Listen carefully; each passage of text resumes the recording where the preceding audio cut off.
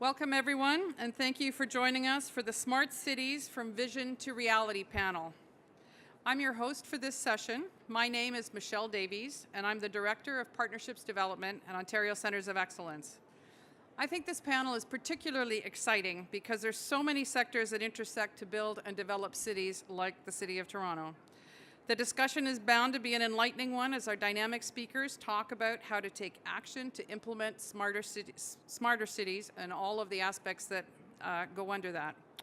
For those of you who would like to get involved in the online discussions across social media, please use the hashtag OCE Discovery. I'd like to begin the session by introducing our moderator, Trevor McIntyre. As Global Director of International Operations at IBI Group, Trevor is an award-winning planner, urban designer, and landscape architect.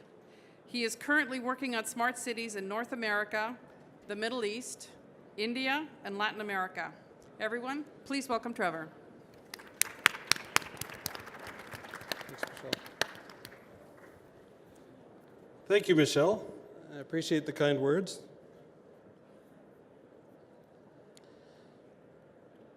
To complete the introductions, directly to my left is Scott Stewart, and Scott is the CEO of IBI Group. Scott joined IBI as a managing director in early 2000 and assumed the role of CEO in 2013. And as CEO, Scott led IBI through its restructuring and a recognition as a preeminent professional services firm, specializing in smart cities and application of technology in urban environments. He's a member of the board at IBI and is also on the board of directors at Transportation Association of Canada, or as you may know, TAC. Next to Scott is Jody Becker, and she is the Chief Strategy Officer and Senior Vice President, Emerging Markets, Energy and Digital Services at Ellis Don. And Jody is responsible for leading Ellis Don's International Energy and Digital Services Division, while forecasting areas of growth and developing execution plans. Beside Jody, we have Heather Ferguson, and Heather is the Vice President of the Environment at OPG, or Ontario Power Generation. Heather oversees OPG's environment team, which supports OPG hydroelectric, thermal, and nuclear operations, as well as OPG's development and construction projects. One of her key initiatives is the transportation electrification strategy, which is focused on leveraging OPG's clean generation portfolio to electrify transportation in Ontario and develop new related lines of business for OPG. Next, we have Antoine Belef, who is the Director of Regional Planning at Metrolinx. And there, Antoine oversees long-range regional transportation planning, the corporate sustainability program, as well as research in new and emerging mobility services. And Antoine will be bringing us his outlook on the operation, the planning, and the design of smart cities. And last but not least is Bala Gopalashkran, who is the Managing Director of Data Solution Division at Pelmerex, which is the parent company for the Weather Network. And Bala leads the Big Data Solutions team of GIS and Data Science and Engineering, and the business, technology, and product strategy around big data of audience, including behavioral and mobile location. So smart cities have become an important focus, and one that is changing the way we plan and design and implement and operate our cities. The public sector, the private sector, and the end users or the citizens are all critical partners in this rapidly changing evolution. Smart cities are already a reality. The government and the private sector initiatives worldwide are exploring innovative ways to make cities more efficient, safer, more livable, and more competitive. Many of you are probably involved or are following the Canadian Smart Cities initiatives, which are out right now, and the challenge. Our panel represents all three sectors, and further, each of these leaders in the industry have worked together in some capacity to help define the cities of tomorrow. Our panel will touch upon planning of smart infrastructure, mobility, architecture and design, and construction from a leading consultancy firm with an integrated intelligence practice. Second, we will address systems automation, innovative construction techniques, and ways to improve efficiency from a leading global contractor. Third, we will address changes to the production of energy for environmental benefits from an institution that is embracing new technology. Fourth, we will explore innovations being adopted by one of Canada's leading transit agencies in the largest city.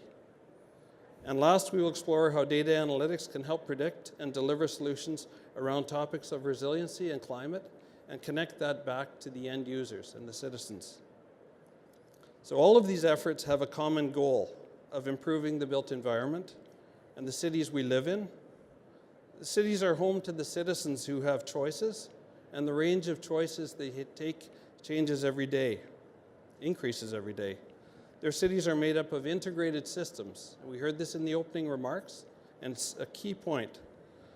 These integrated systems need to work effectively together and not in silos in order to function and efficient in a smart and efficient manner. The collaboration and the integration of these systems depends on the industries and the leaders, including those on the panel today. And as cities compete to attract the best businesses, the talent and products, the competitive edge of the cities will be measured by the ability for the citizens to engage in their cities. Access to information and capable devices has increased from some 310% from 2016 up to 8.4 billion devices in 2017. And by the year 2020, there may be as many as 30 billion objects with a value of over 7 trillion to help people navigate through their lives. And as designers, constructors, and operators of these cities, are we ready for the change? Are we adaptive enough with our policies to respond to the innovations, and can our governments keep up?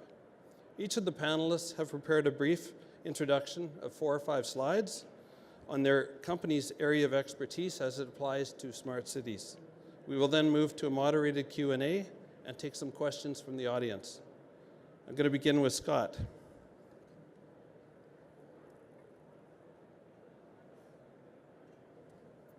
you go, Scott. Thanks, Trevor.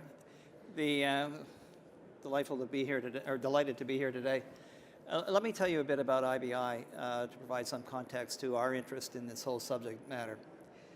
IBI has been around for some 40 years and has been involved in and played a leading role in the planning, design, oversight of construction, and then operations and maintenance through the application of technology of cities.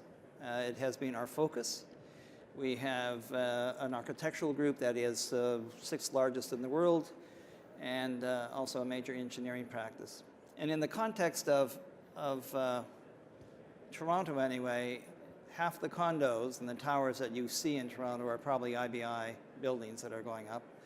And if you try and cross over the Eglinton corridor, IBI is a co-lead design in the design of the LRT. So we are very immersed into the urban environment and all of its considerations.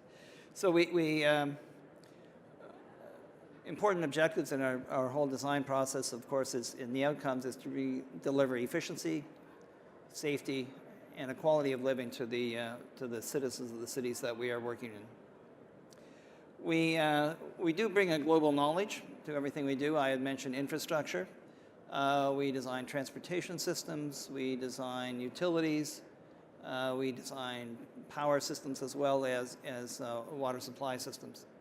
We also, and I mentioned the condos, but we design a wide array of buildings that accommodate living, working, playing, healing, hospitals, and schools. We work in the 3 largest school districts in North America, including Toronto, LA, and New York.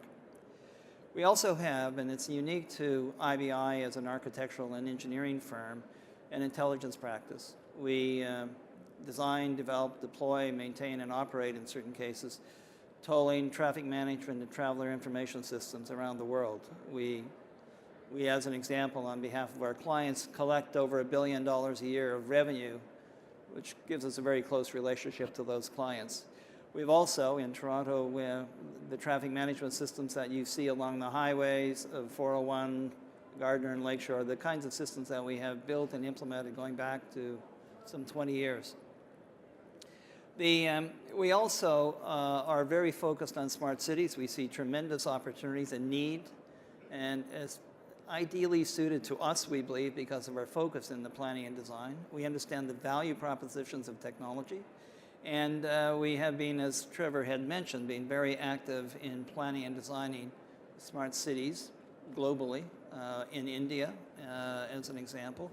And more recently, we have launched or announced the launch of a smart city platform that would allow cities of any size to get started with a smart city deployment. And we're offering this differently than in the past. It would be software as a service, sitting on the cloud, allowing cities to engage in it in a very unencumbered way, creating, in a very short period of time, value for their citizens. The other really important thing that we will be launching and announcing, I should say, in the very short term, in the next 2 weeks, in partnership with OCE, is a smart city incubator.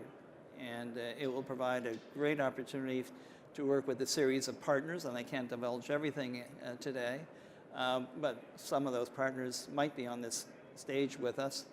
That allows us an opportunity to bring in startups and provide an incubating environment with data, domain knowledge, platforms, and a channel to market for a number of the great ideas that we see that are being innovated here in Ontario. And we see it as a great opportunity not only to address the needs in Ontario, but also across Canada and even more globally.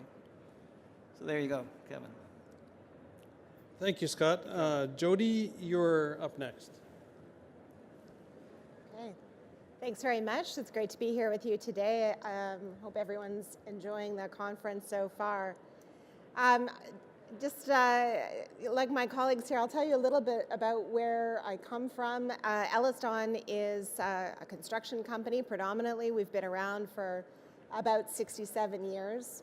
And you may know some of our more iconic projects here in the city of Toronto.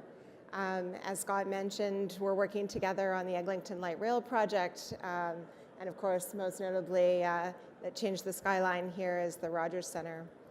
So how does a traditional bricks and mortar company turn into a digital company?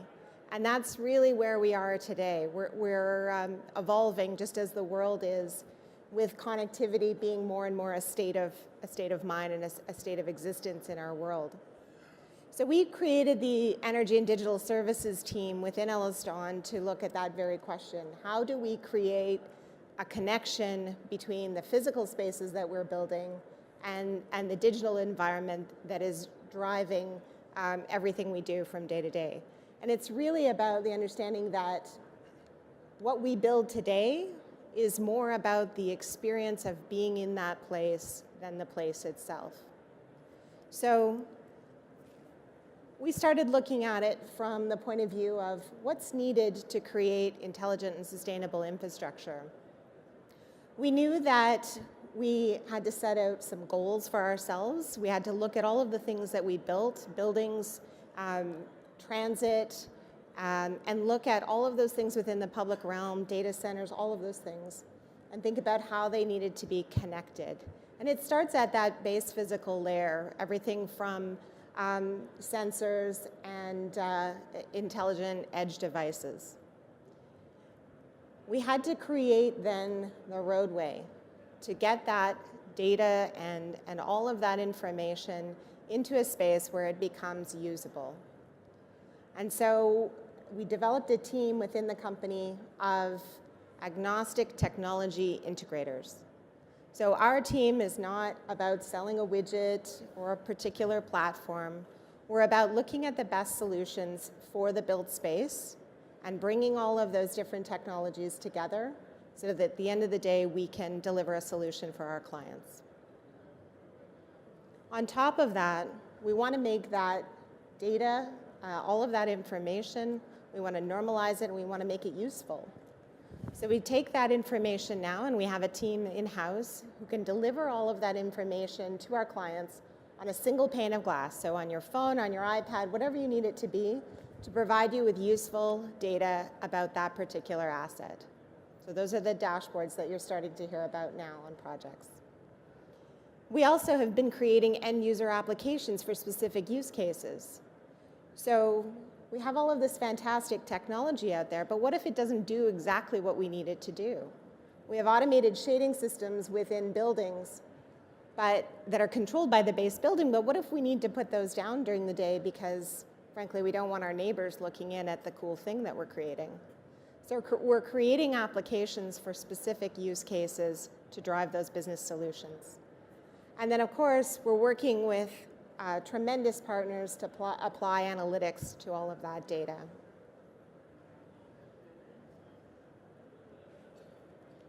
So we created something within the company called the Intelligent Building Roadmap, and that's really about creating those pragmatic solutions for our clients. So we start all of those projects with use case development. What do you want the thing to do? What do you want the experience to be within that built space? And it usually comes from several kind of usual suspects in terms of drivers. There's OpEx and CapEx reduction. Sustainability sometimes drives it. And that user experience again. So we start developing those use cases, working with our clients, and then we work towards solutions. So again, that goes into what types of sensors do you need? Do you want to keep people count with your PoE lighting? What do you want to do? What's your end goal? And so we build in that sensing and connectivity layer. That then leads us to the integration and interoperability layer. So we bring it through a converged network, so all of those systems can speak to each other with the idea, again, of putting it towards that single pane of glass. And then finally, we apply the analytics and automation. So again, normalizing the data and then thinking about what we want to do with it. The use cases that have been coming out of this exercise are almost endless. It's everything from looking at things like patient wandering within a hospital space, RFID tagging on infants to avoid infant abduction within a hospital. We're looking at transport within prison spaces so that the inmates are in a known location at all times. Security has become paramount as well. How do we maintain the security now that we are developing all of these applications with IoT devices? So we have an entire security division now. So it just demonstrates, as you start to listen and hear about what some of my colleagues are doing, all of what we're doing in terms of building smart cities is all built around these use cases, all built around the connectivity that we need to have, because those smart cities are going to require them. Thanks. Thank you very much, Jody. And on to Heather. Good afternoon, everybody. My name is Heather Ferguson. I work for Ontario Power Generation, or OPG. I'll give you a little context quickly on OPG, and then I'm going to spend the bulk of the time talking about the work we've been doing around transportation electrification, and really why it's not so important just from an environmental perspective, but from an actual economic perspective, and how that fits within the whole smart city context. So Ontario Power Generation, OPG, for those of you who may not be as familiar with it, we're the largest generator in the province. We produce about half the power. We have a built capacity of about 17,000 megawatts, and this is comprised of two nuclear facilities out in Durham, about 60-odd hydroelectric stations. We have 2 biomass facilities, and we're in the process of building a solar facility, and we also have 3 thermal facilities. So by and large, our generation portfolio is extremely clean. And this next graphic kind of illustrates that. So this is the emissions for both all of Ontario's electricity sector and OPG over the past decade or so. And what you can see from the downward trajectory there is it's a very, very, very significant drop-off in greenhouse gas emissions. So for the province as a whole, greenhouse gas emissions have dropped by about 90% over the past decade or so, and OPG's emissions have dropped by 99%. So we are a very, very clean generator. The power we produce is 99% greenhouse gas free. And I mean, the biggest thing that's really driven all of that across the province is the closure of the coal facilities in Ontario, which actually remains the single largest thing that has been done North America-wide to help combat climate change. And that was done right here in Ontario.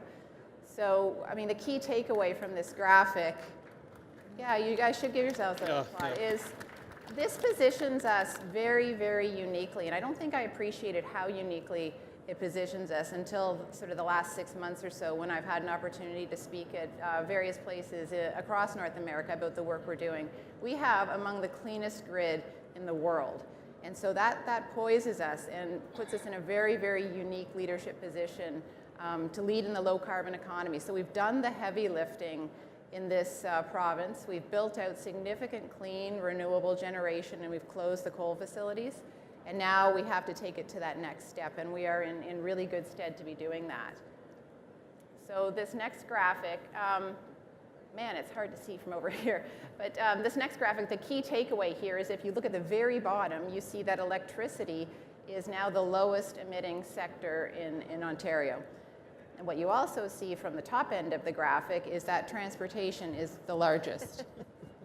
And accounts for about 35% of the greenhouse gas emissions in the province. Along the right also, there's various targets associated with climate change action plan initiatives that have been brought forward. And I guess really what the takeaway is, if you don't tackle transportation, we're not going to get anywhere near where we need to be. So the really good thing I mentioned at the beginning is there's a ton of really good reasons to be doing all of this from an environmental perspective. So we have at our ready the ability to take all this clean power that we have developed and parlay it into the transportation sector. And by doing that, I think over the course between now and I think the data here is from till a couple decades from now, 2037, to reduce greenhouse gas emissions significantly. But the other really key driving force is that by doing that, by taking the clean electricity we spent billions building out and turning it into the transportation sector, you can actually reduce your electricity rates. So you've taken the huge fixed cost of the built-out clean generation and you're spreading it out over a much larger use, and that drives down the rates. And we all know what a significant issue that is in this province. So really, it's a good news story on both fronts. And this is the last graphic. This is courtesy of Navigant. I've got to give credit where credit's due. And really, what does electrifying transportation mean for smart cities? And what does some of the work that we're doing at OPG around electrification of transportation mean? And what we're thinking is you got to envision a world, not probably 5 years from now, probably not even 10 years from now, maybe longer than that, but where there's not 15,000 electric vehicles on the road as there are today in Ontario, but where there's millions on the road. And that's becoming a very real possibility as you look at all the auto manufacturers that are going to be producing electric vehicles, and as you look at all the policies that are driving down further greenhouse gas emissions reductions, that's going to be a possible world. And what OPG is envisioning is a world where we would have access to the batteries within those vehicles. We would have some ability to aggregate them and feed that residual capacity back into the grid during times of peak demand. And this is broadly called vehicle grid integration, or more specifically, vehicle to grid. So that's what the little vehicle in the middle there is seen powering back into the homes. And I think it has a tremendous potential application within the smart city world. There's also other options that could come about through that, but it's about us transforming the electricity space that's out there now for the benefit of smart cities from an economic and an environmental perspective. I'll hand it over. Thank you, Heather, and that's a perfect transfer to Antoine. Absolutely, great introduction. I couldn't have dreamt of a better introduction. So I personally love history.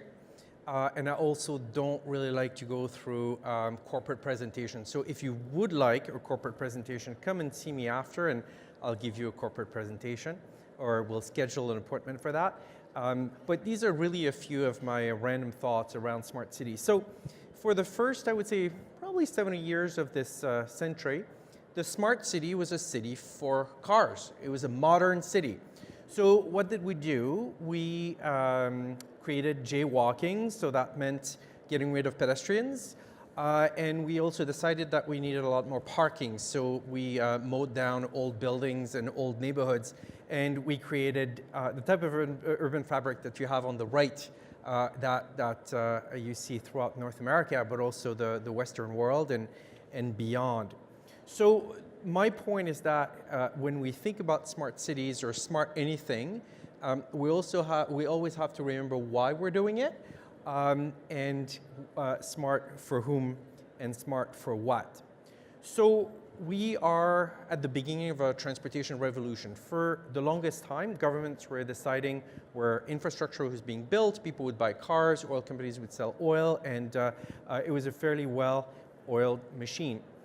Recently, we've had the arrival of Uber and Lyft and autonomous vehicles and drones, and we are really at the eve of a very large-scale transformation.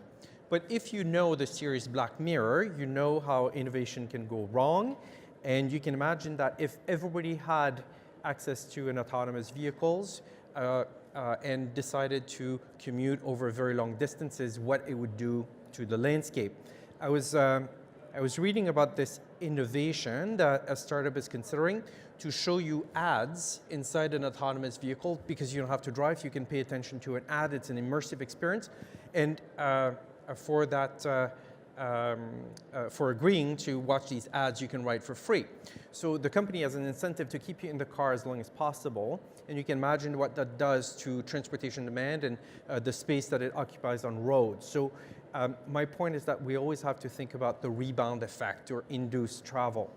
We modeled what replacing the subway and GO trains would mean for the Don Valley, and we found that if you manage to pack 5 people in autonomous vehicles, you're fine, but once they get off at the Richmond exit, then you imagine all these vehicles entering downtown Toronto. So you can say, well, maybe we won't have downtown Toronto, we'll get rid of it, and then everybody will work in an office park. So this is a choice, and this is a choice that we have to make in an informed fashion. So what I would advocate is that any kind of smart city or smart thinking needs to be rooted in a vision and the type of values that we want to have. So in Ontario, we have the growth plan for the Greater Golden Horseshoe, and following that, we as Metrolinx have developed the regional transportation plan, and it makes a very strong case for sustainable communities. So strong centers, strong communities, preserving heritage, reducing travel, tackling emissions from transportation, reducing travel demand. So what I would really argue is that everything that we do after that should fit within that vision. So that means if you make transportation easier and cheaper, make sure that it doesn't increase demand on roads. If you free up parking from autonomous vehicles, make sure that it doesn't become new lanes, but that you can actually repurpose the land, and that if you provide access to on-demand vehicles through Lyft and Uber, that it doesn't undermine transit that a lot of people depend on. So when we developed the regional transportation plan that was adopted last month, we thought about a lot about these issues. And for example, we thought about priority bus lanes. Lanes that are for buses, but that could be for shared autonomous vehicles in the future. And finally, what we really have to think about to implement these innovations and make sure that innovations fit within the plan is think about how in government we work together so that transit works well with roads, so that procurement allows us to collaborate with innovators that could be here, for example, today, instead of issuing an RFP, waiting, waterfall development, et cetera, et cetera. so that really we can iterate and make sure that we test, fail fast, and implement these innovations to, again, go back to implementing what we're looking for. So last point, to always remember, and I don't know if you had the opportunity to attend the lunchtime presentation with Sophia. Let's think about not just what the innovation can do, but why it does something. And let's beef up let's flex our muscles in terms of ethics, in terms of democratic institutions, in terms of governance, so that we always make sure, finally, I'm repeating myself, but it's so important that the innovations fit within a framework of what we're trying to accomplish. Thank you. Thank you, Antoine. And last but not least, over to Bella. Thank you, Anton. Thanks, Trevor. So I work for Palmorex, which is the parent company of the Weather Network. Many of you probably are using our apps or the website to get your weather information.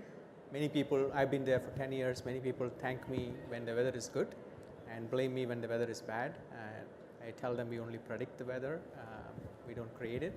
But weather is an important part of everyone's lives in what we do, how we dress, where we plan to go. So it's going to be an important part of any smart city. It's going to be an important underlying component. So the slides I'm going to talk to you about are first what kind of data we bring into this planning mix. And then the next two slides are going to be about how this industry is getting transformed by using this kind of data as well as the emerging technologies in the marketplace. So you all know that we create weather forecasts, we create weather information for consumers to consume, but what we also have is this mammoth set of data of historical weather data. So all those green dots that you see on the map are places that have been mapped out by our meteorologists, and there is historical weather data of whether there was lightning strike or whether there was flooding or what the temperature was at various times in the day going back decades.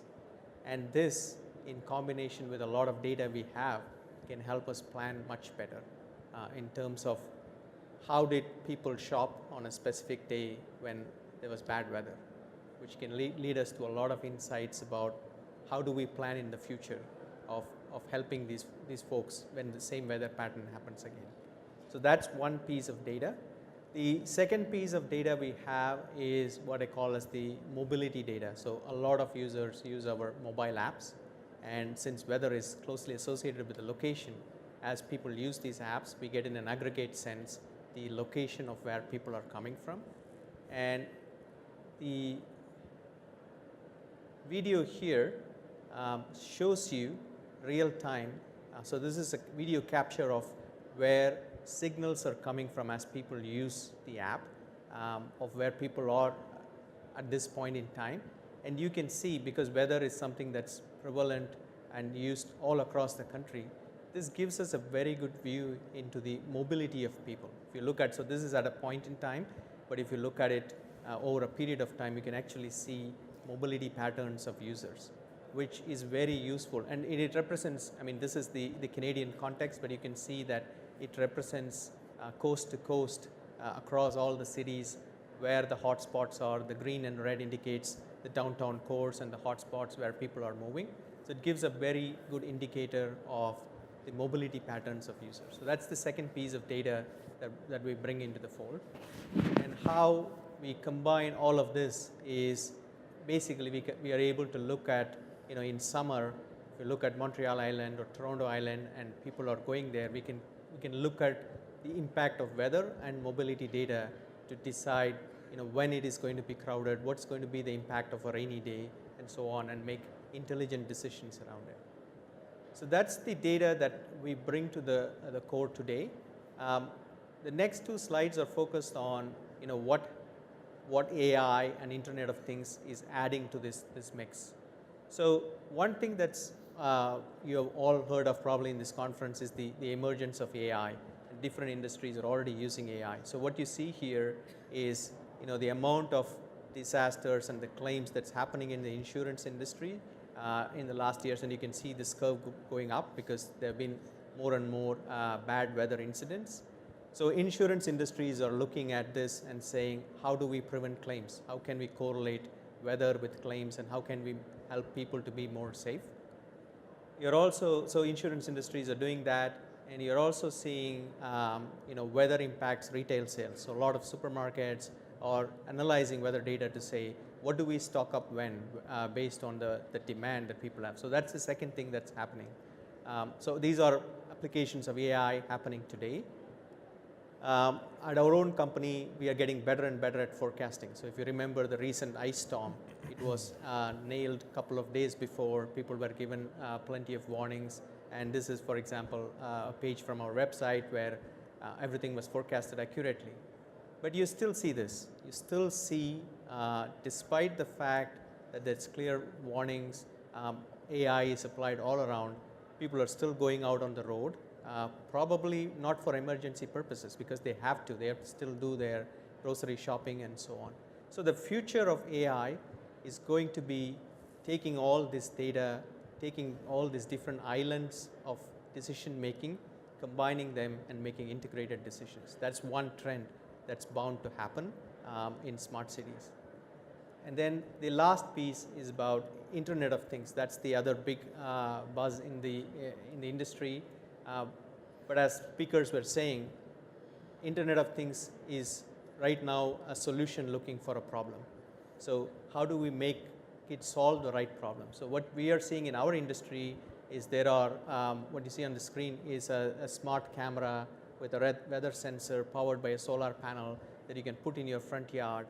It gives you weather information, but at the same time, it gives a decision-making tool for the city. There are sensors that people can wear on their dress, that they can carry in their bags, which capture weather information and help you during the day, but also provide a vast range of information of where people are and the weather at that time. So all this is going to play into the mix in future decision making. We have what's called as RV stations on the highways, which basically are road weather information stations that help us understand how much the road has frozen and when to salt and so on. So all these sensors are there and increasing in the marketplace. Microclimates are increasing in the smart city environment. So because there is a lot of big buildings and different types of activities around these buildings. So what you see on the screen is an experiment conducted by Boston City, where they saw 2 different microclimates that exist in an urban landscape. So again, this type of data capture helps us forecast better and also plan better for the cities. So where we have been focused on is to create more granular forecasts. For example, for the Pan Am Games, we were able to create more granular forecasts right up to every event. And what we are also seeing in the US and other places is other players like Earth Networks able to thermodynamically model houses. So a lot of us have Nest thermostats in the house, but essentially what it does is it monitors what time you're going and what time you're leaving, and it adjusts the thermostat accordingly. But imagine if you're able to combine that with a thermodynamic model of how the house is using energy, and then combine it with weather forecast of your local neighborhood. A lot more energy efficiency can be achieved by combining all this data, and that's another area where the industry is going. Thank you, Bella. So, can I have a round of applause for our panel for their presentations?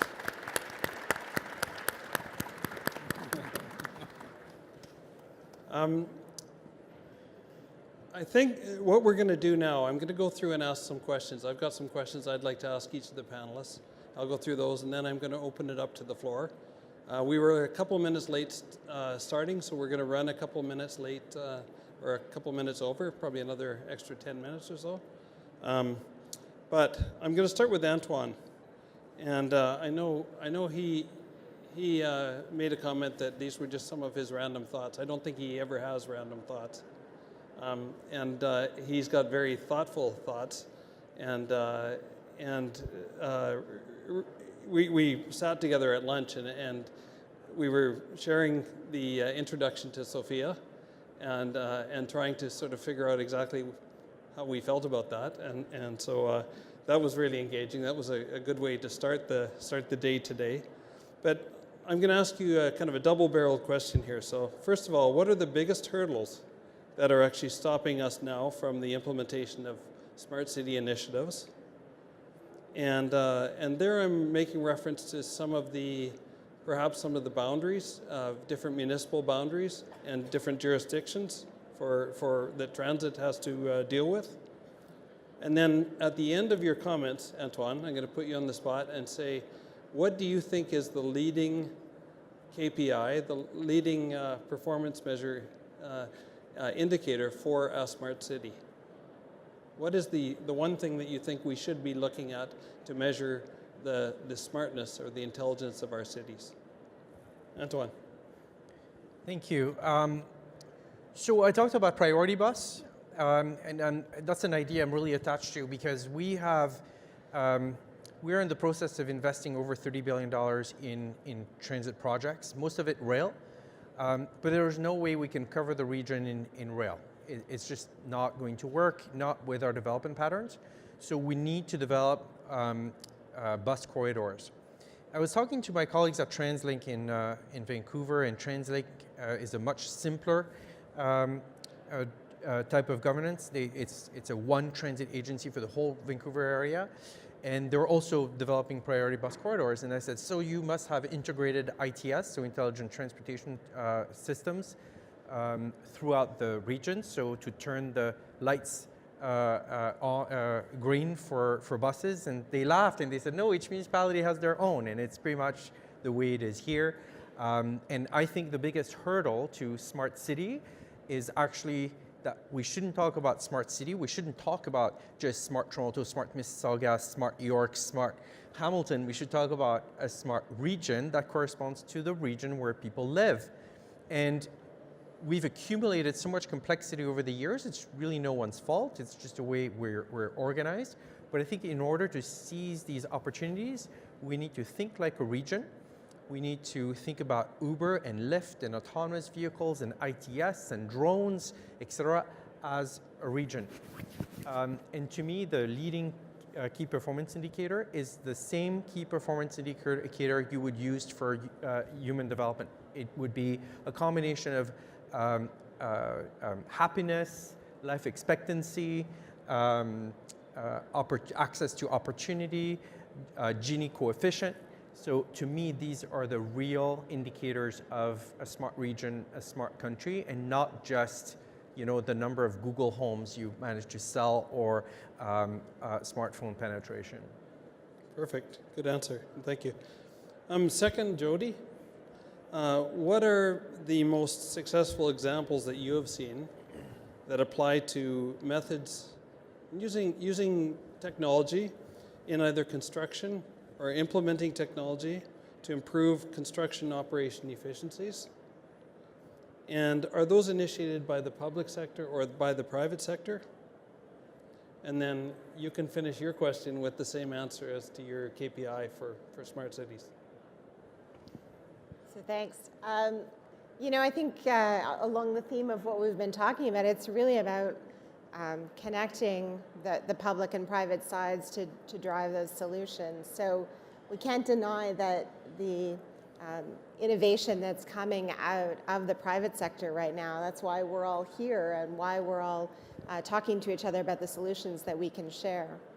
But the public sector has also been tremendously supportive, particularly here in Ontario, at looking at new technologies and putting it into business models.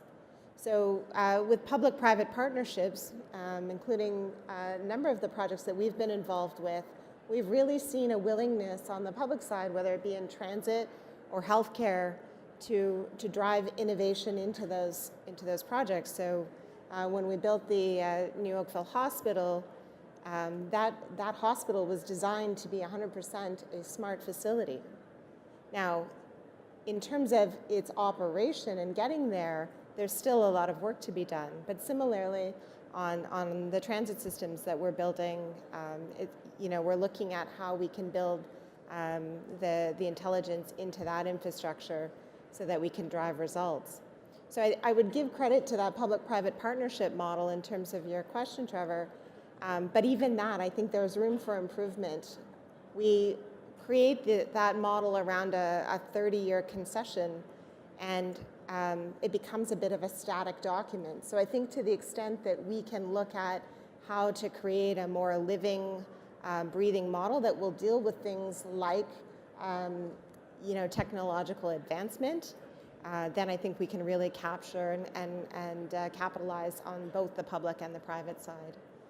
And in terms of KPIs, I mean, certainly, I guess I would, without sounding too cheeky, I would say that on the private side, our commercial projects, the biggest KPI is when we have repeat work, and when we really see that those use cases that I talked about are being achieved for our private side clients. Good answer, and thank you. Scott, what are some of your success stories for smart city initiatives, and also where can we improve? Are there platforms that are transferable? And is there a model for an incubator that can trigger necessary steps for a smart city platform? The latter sounds like an advertisement, but I'll take advantage of that later. Okay. One of the best examples that we have of smart city deployment, but it was never called that. It was just smart, and it went beyond traditional boundaries of thinking about what the solutions might be and what data might be available. And it was something we called a water optimizer. The City of Toronto and the region of York spend in the order of $35 million a year to buy power, to deliver water to everybody every morning throughout the day. It's a very big bill. So what we did in this case, working with the City of Toronto and the region of York, was to take a much broader perspective. We brought in data from disparate sources, including weather, including power forecasts or energy cost forecasts, demand profiles of water demand, and then we applied analytics to it all. And one of the big variables in all of this is, when do you recharge your reservoirs? There are massive reservoirs that are needed to have the water available to us when we draw it down. And with all of that, we were able to then set out logic that said, the cost of energy is really high now, but there is a storm coming through, there's likely lower cost energy in the next few days. Hold off on recharging your reservoirs until you, and only buy the minimum amount of peak energy that at the high costs. And over a period of some time, we then implemented, and we then saved, so the system then saved, and this is a smart solution in my view, saved over $2 million on a $35 million cost, $2 million a year in energy costs, delivering the same quality of service. That to me is really smart, because we're looking at different sources of data and then applying analytics. We use that as an example, though, where we had other kinds of systems that we then had, and we went off and then we created a new platform that we saw as a smart city platform that combined, then was repurposed to accommodate big data, because not all the traditional systems deal with big data. High velocity data, which we don't often hear about, but high velocity data, well, I'm sure the Weather Network knows about that. And we repurposed it to be able to adapt to any variety of systems and gather data from those disparate systems. The center core, we have analytics, AI, and other kinds of tools. But we also engage citizens, so that the citizens become part of the smart city. We put it on the cloud, and it will be delivered as software as a service. So smaller communities can then buy into a smart city platform in a much more incremental way and cost-effective way, without going through what I would call extensive procurement processes. Finally, to your question about what's a key KPI for a smart city, to me it would be the ability to maintain pace with the deployment of solutions and maintain pace with what's happening in terms of technology. One of the greatest barriers I've seen and I think it's in our profession of engineering and construction, we are still fundamentally operating in the same way we did 30 or 40 years ago, and we have not seen the kind of productivity improvements that we've seen elsewhere, such as in manufacturing and other places. And that to me would be the sign of a true smart city, is to be able to execute quickly on what the technology has to offer. Excellent. Thank you, Scott. Bella is next. And Bella, the question for you is, with the increase of data being collected, and I know if you think about the number of devices that we talked about earlier, that number is increasing. You think about autonomous vehicles, and the amount of data that is actually collected as an autonomous vehicle drives down the road is inordinate. What happens to all that data? So how is it managed, controlled? And my question to you, Bella, because you know this probably better than anyone else on the panel, is what do you predict will be the biggest issue with managing the data by, say, the year 2020? And then also, what's your KPI? So in terms of data, I think it's important to distinguish two types of data. One is data coming from users, and all of us here have dealt with the Facebook issue.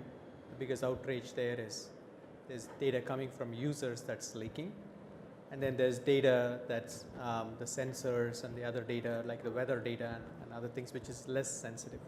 So with regards to the user data, whether it comes from an app or a website, or it's coming from a Fitbit that you use, that's all used to make intelligent decisions, all of that, the model of where it's going towards is the companies who are creating this or storing this data are going to be custodians of the data. The users are going to be the owners of the data, and this is already happening in Europe. In Europe, for those who are following, there is a new regulation coming called GDPR, which allows every user to determine what data a provider can hold, what they give consent to, and what use case it's used for, and that's going to be followed up in Canada as well. So the first part of user data, which is very sensitive, it's all providers are going to become custodians of that data. And then the second part of the data is, the sensor data or the weather data, which is more this non-user sensitive data. The enterprises own it, and then on top of this is going to be the use cases which are built. So what users gave permission for, that data combined with the other forms of data is going to be the new use cases that we are going to build for. To answer the second part of your question, as data grows, how we are going to deal with it, I think we have dealt with it very well so far. In 2008 was the first year when Google announced what was called as Dremel. That was the first time the big data term really got practical application. Between then and now, we have probably grown by more than 1 million times in the amount of data that we handle. So the technologies are going to continuously improve.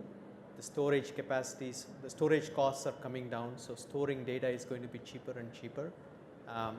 Anyone can spin an instance in the cloud today and analyze a lot of this data, so the cloud costs are making this also easier. Where the challenge is not going to be in storing data and analyzing data, it's really to find the right use cases. What do you do with this data? What is the decision you want to make? You could have tons and tons of data, but as Antoine was saying, it can have no outcome. It may, if you don't ask the right question, that data is meaningless. So that's where more and more the issues are going to be. As we collect all this data, if we don't make integrated decisions across the city, across enterprises, it's going to be difficult to make use of this data. And my KPI is actually that. When I put up the slide, we talked about the ice storm, and we said, despite the fact that so much pieces of information exist, there's still a lot of collisions that happened and insurance claims are being paid out. How do we decrease those costs? How do we make intelligent decisions that the operational costs go down and there's actual benefit to the end user is going to be the KPI. Okay, excellent. Thank you, Bella. Heather, how do you lead and innovate and inspire change in a large institution? And you obviously are doing a good job at it and working with your colleagues. And are there things that private sector and citizens can do to support in those initiatives? And what's your KPI? Sure. I mean, I think most every medium to large size organization out there is grappling with this issue. How do you innovate in this time and age where it's becoming essential?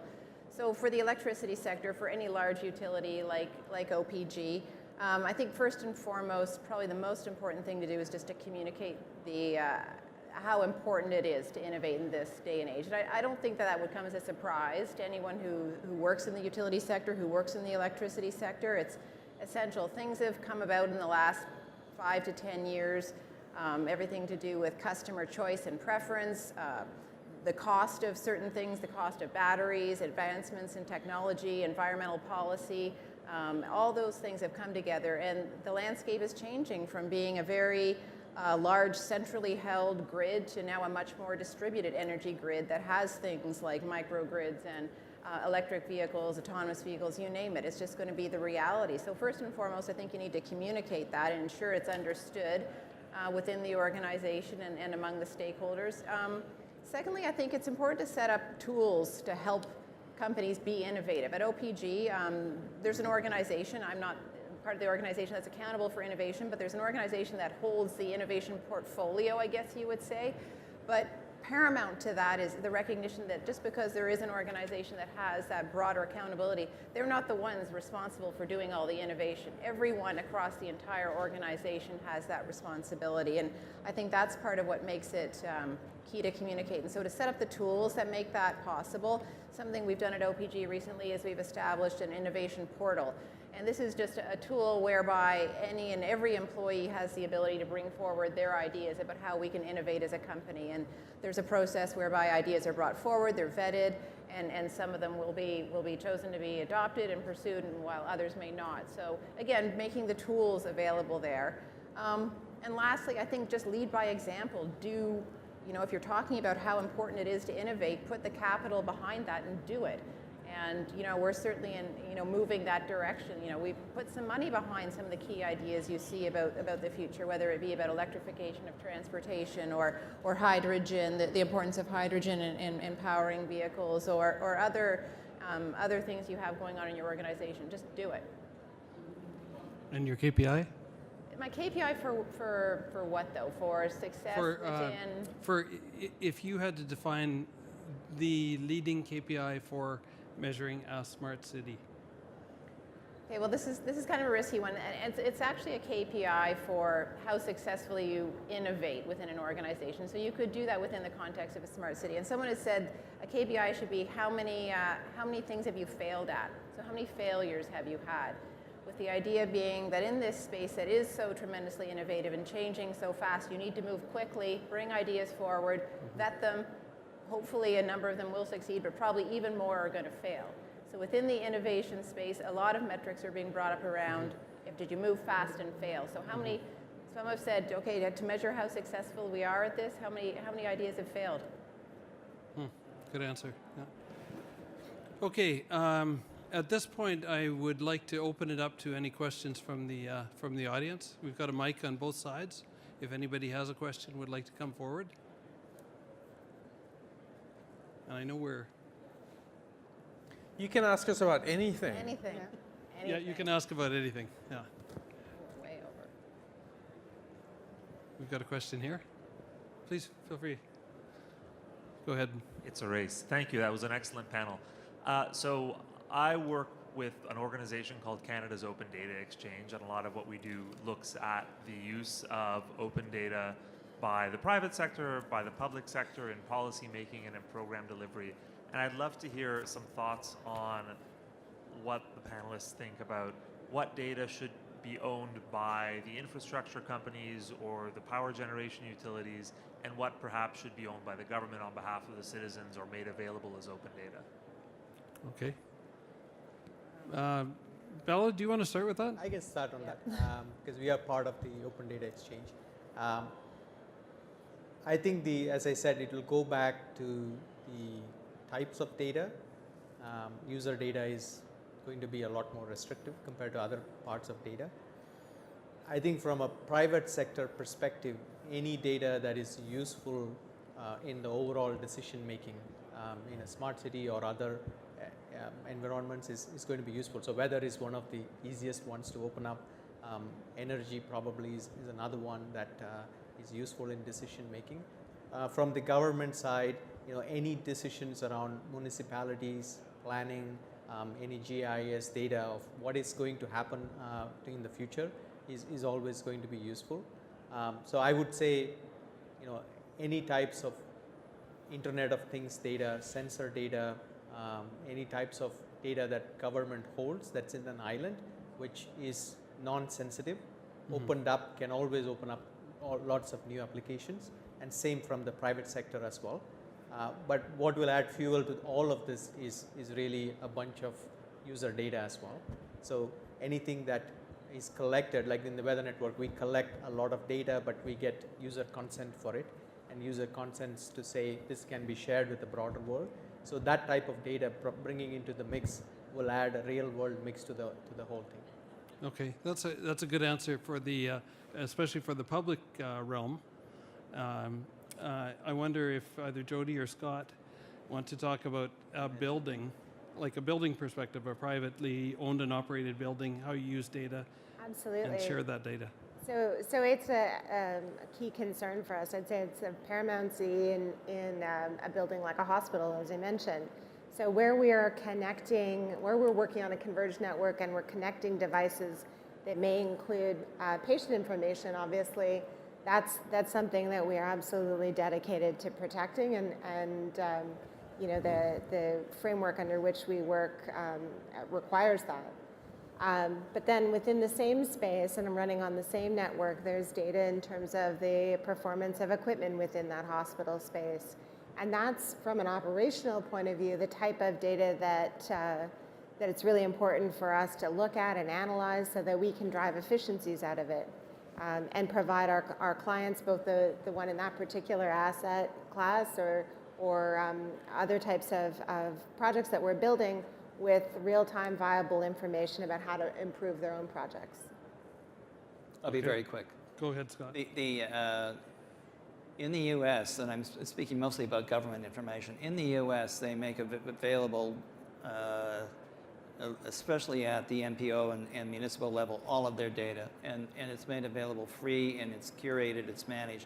And that is so important when you're talking about the planning for smart cities, or planning for any cities, but in particular the smart aspect of it. There needs to be a smart part of how you then access that data and the urban analytics that you then apply from it. And it's so important in all aspects of dealing with public services, from schools to hospitals and to other kinds of government aid that you might provide, and where you should build infrastructure to satisfy a need. Okay, thank you. Sir, go ahead. Hello. First, I want to say thank you to all the panelists. I really enjoyed all the very interesting points that have been raised in discussions. But my question, as a civil engineering graduate recently, formerly a co-op student at Ellis Don, is what are some of the main reasons you think that the productivity levels haven't increased much in the past 30 or so years in construction? And for you, sir, what do you think some kind of data points that we can collect that might be able to help improve productivity in the construction industry? Good. Can I answer the first part of that? And I'll speak to the engineering side as opposed to the architectural engineering side.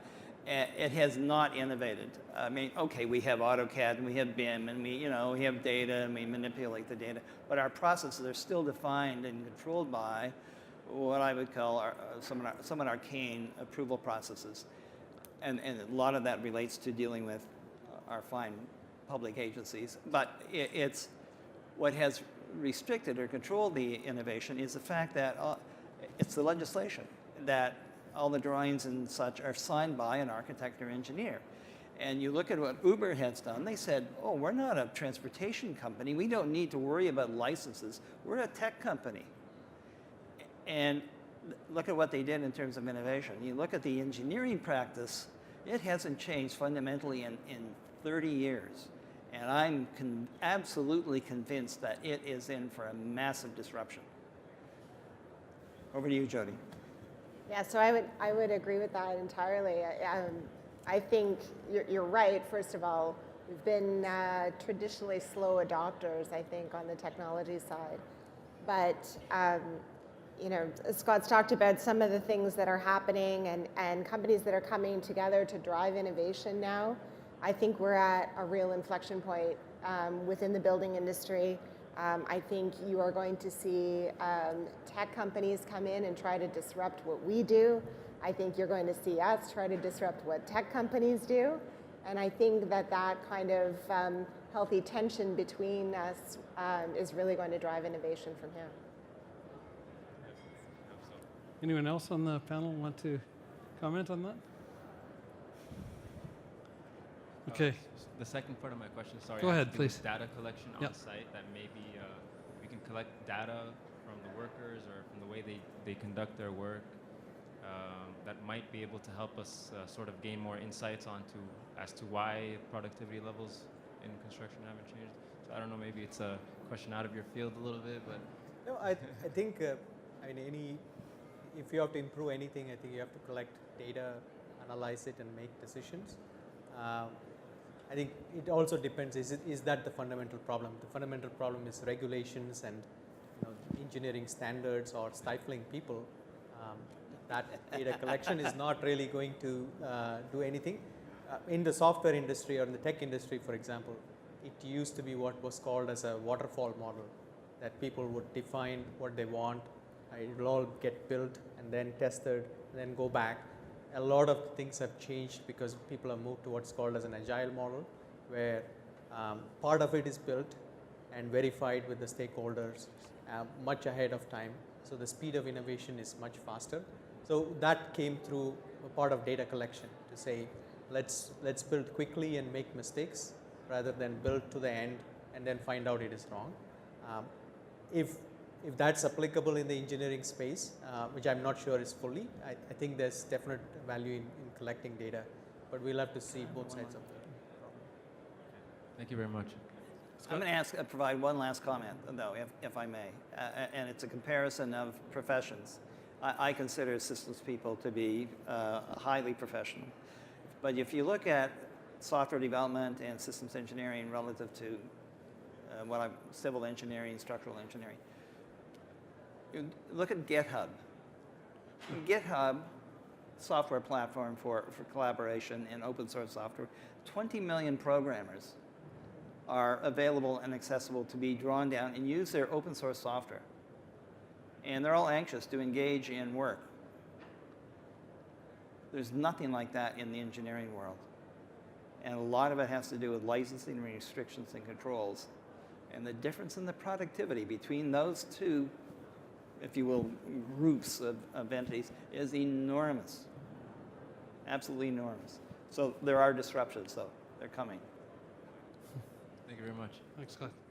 Okay, over here, please. Yeah, my question is when you're looking at smart cities, are you also looking at climate change resilience in terms of what kind of features are being looked at to protect this network? I don't know who wants to. Jody can I'll take just that. I have comments on that one as well. I'll just pop in quickly. So when we set up our energy and digital services team, that team includes our sustainability division. So we look at sustainability and in all of the things that we're doing on the digital side as being our end goal. So when we create systems or applications for clients, we're always looking at how can this reduce GHG emissions, can we improve energy efficiency within a building, and we work with all kinds of technology providers who are specifically focused on climate issues and sustainable issues. I would also offer that when you consider that what used to be a 100-year storm, and it's Vala's graph that was put up, what used to be a 100-year storm, and we're now seeing every 10 years, it's an absolute essential component of a smart city, not only in its planning, but also in the monitoring that we have never seen before, that we will require absolutely, and it has to be a component and might be backed into what would then serve as a smart city platform. So there would be a responsive feature to it. be much more responsive. So it's not as passive as it is now. It's sort of like we have a lot of rain, and it's going to, we have sort of the hydrology models that will feed when it's going to then cause the floods. We can't rely on that anymore. We need much better information with sensors and use of 5G, if Ericsson was here, of 5G sensors to be able to feed real-time information on water flow characteristics and elevations, an essential part. And just if I can add to that, one of the key things that we've learned in smart cities in emerging countries, in India, in Latin America, Honduras, places like that, is it's equally important to focus on the human side. So the technology is just one part of the equation. Once the technology is done, it's about governance, it's about knowledge transfer, telling people the right things, and it's about planning for hurricanes, planning for floods. Like, all of the technology has to be responsive to the floods to focus on how it saves human lives. And that's a really, really, really critical thing. And I think sometimes we focus on smart cities as being all about technology, and technology is only half the equation. That's why the end users and the citizens came up in this conversation. Please, sir. Hello. So I know we might be a little bit pressed for time, but this is a question I hope all panelists can briefly address. The question is, as we transition from vision to reality in smart cities, could you share what you personally see as the human health ramifications of coming smart cities as it relates to increasing concentrations of wireless technology? And what do you view as the most effective strategies to address these potential health issues? Thank you.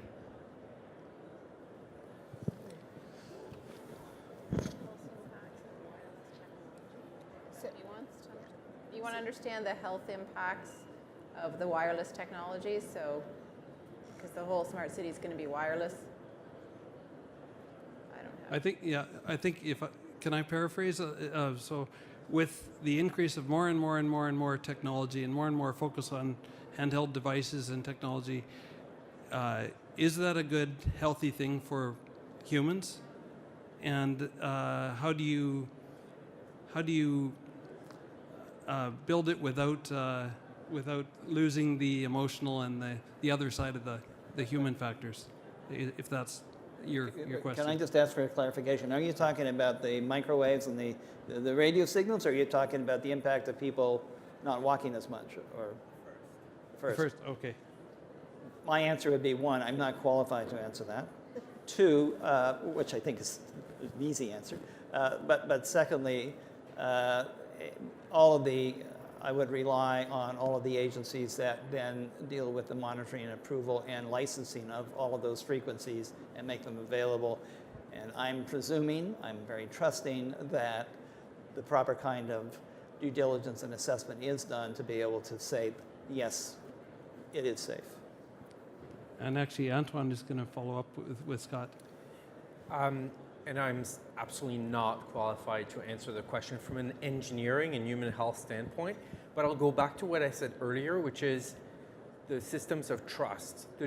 The world is changing so fast that the question that you're asking, you could ask questions about everything else, about plastics in the ocean, about climate change, about biosecurity. And I think it's really important for us to protect and enhance the institutions and the trust that we have in institutions. And so this is why the crisis in journalism and media and the crisis of trust is so dramatic and so problematic, because if people don't trust their institutions, and if institutions are not themselves competent to address these risks, then we won't be able to anticipate and address and mitigate the challenges of the future. Perfect. Thanks, Antoine. Sorry, I think, can we have one really quick question? I think we're out of time, but you can come and talk to us after. So thank you to all of our panelists for insightful discussion, and thanks to the audience for your engagement. And at this time, I'll ask our host, Michelle, to come back up to the stage. Well done, Kevin. So I am a Torontonian, and I live and work and play in a huge city. And sometimes I play too much, so I also take advantage of the transit and the Ubers and the transportation. But it's always nice when I flick the switch and the lights go on. So all of this is like a microcosm of my everyday. So on my behalf, thanks for thinking about all the things you've already thought about. And on all of our behalf, thank you for thinking ahead and strategizing about where cities like Toronto can go, because we have an opportunity to make Toronto a sample of what can happen in the rest of the world. And I think we're well poised with companies like this to help us get there. So please join me in another round of applause for Trevor and Scott, Judy, Heather, Antoine, and Bala for their presentations today.